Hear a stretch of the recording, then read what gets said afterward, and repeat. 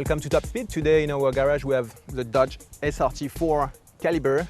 It's the successor for the Dodge Neon Turbo. It comes with a 4-cylinder 16-valve turbocharged engine with a 6-speed G-Track transmission. The thing really pulls very hard. It doesn't look like much, but if you push the car for like 2-3 seconds, you're over 60 miles per hour without knowing what's happening to you. You have the great sound of the turbo running and the discharge. You really think you're in Fast and the Furious when you drive this car around. Let's see how it looks.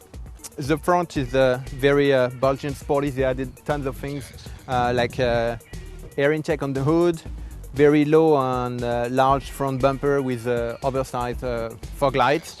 Our car is equipped with 19-inch wheels, aluminum looking, very good looking wheels. Too bad that they left that quite cheap antenna right there, but that's basic on the Caliber. Nothing much on the visor. They could have been painted same color of the car, but the black accent here goes all around the window, all the way to the back, and keep the profile low like you would expect in a Dodge Chrysler car. You have a body kit at the bottom of both doors, and at the end it finished with an extension wing that's quite large, but still stylish enough.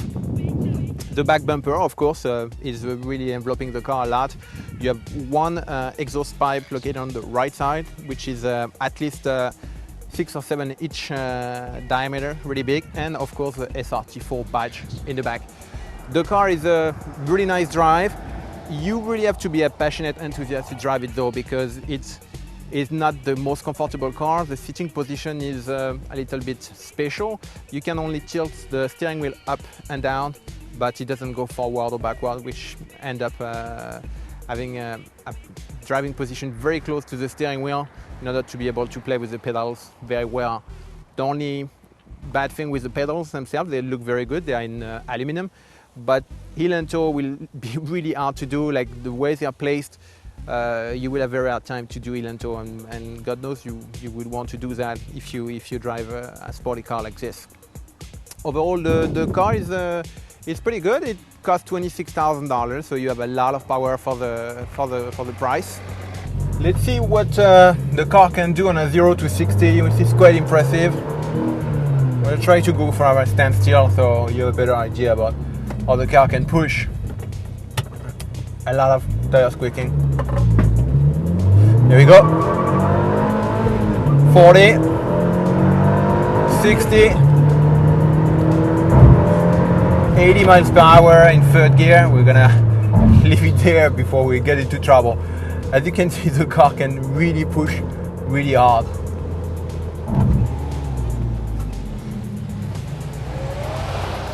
When it's time to make a U-turn in a small place, this car is really not the best. Got a very narrow turning angle. A lot of torque steer. It's not always easy to keep the car on the road, and when you start to make torque steer like this, you're really afraid. Like 90 miles per hour right there. The car is scary, let me tell you. The car can really be scary. You have to have a pretty large road to be able to think that this car is out of its potential. The car is really fast. I don't want to know what is the actual gas mileage on that car, because when it pushes like this, it must be pretty bad. 100 miles per hour right there. The car flies. Simply flies. You look at the speedometer and you cannot believe how fast you're going.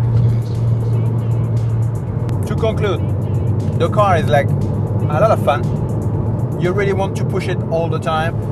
It's not the most comfortable car. It's definitely noisy, but for $26,000 you definitely have a super car, a 4-cylinder turbocharged super car. It got all the bits of functionality you want. You have folding rear seats, it's a hatchback, you can bring your buddies in the back, the glove box even cool your drinks, you have cruise control, AC, sat nav. It's everything that a supercar for $26,000 could offer. So I think it's a good buy. Just go and test drive it. If you like brutality, this car will deliver it. If you want something smooth but still sporty, you might want to look for rear-wheel drive and 6-cylinder. For $26,000, I'm afraid that you will not find anything brand new, so you're gonna have to go in the used market. The closest thing that would be remotely as fun as this one would be the Mini Cooper S, the turbo model. That's also a lot of fun, but this is a lot more brutal.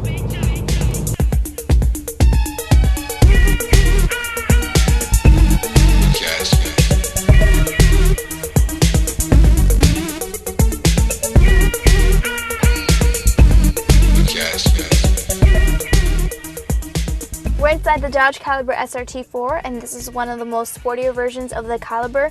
Inside, overall, it looks like the standard Caliber, but it's got a couple extra features to it. One of the features that came in our model is the navigation screen. It's not the greatest. It's got to use a couple dials. It's not touchscreen, so you got to use a couple dials to get through it. But let's get into more of the fun features. The first thing you notice is these large seats that definitely take up a lot of room inside the car. These seats have red stitching, which is really nice. They're really comfortable, and as you can see, they're pretty big and thick. The red stitching is also carried on through the steering wheel and the transmission shifter. The transmission shifter itself is a nice size. It's got a silver handle on top. It fits well inside the hand. The steering wheel is also the basic Dodge steering wheel. It's got the two buttons on the back that are used for the audio system. The instrument cluster has 3 dials. They have a white background, which is what you usually see on sports cars. On one of the instrument dials, they have a little LCD screen that displays pretty much anything that you would want if you're a sports car drifter and driver. It's got the miles per gallon, the 0 to 60. It's got a lot of fun features. And next to that, of course, the most favorite is the boost gauge, and that's fun to watch and fun to play with. Overall, it's got a lot of the same things as the Caliber, and it's got extra features which make it more sportier and keep it in that rugged, aggressive style. The overall feeling of the drive is aggressive and violent. It is definitely an easy car to speed in. It has some punch. Just a slight touch of the pedal, and the SRT-4 takes off and pushes you to the back of your seat. This is a front-wheel drive car that's great for tuning and drag racing. The combination of lightweight and performance really make it easy to take off. If you're into a smooth and less aggressive drive, this may not be the car for you. I would have to say this is the best car for the younger crowd. Well, that's all we have for today on the 2008 Dodge Caliber SRT-4. Tune in next time for our next test drive.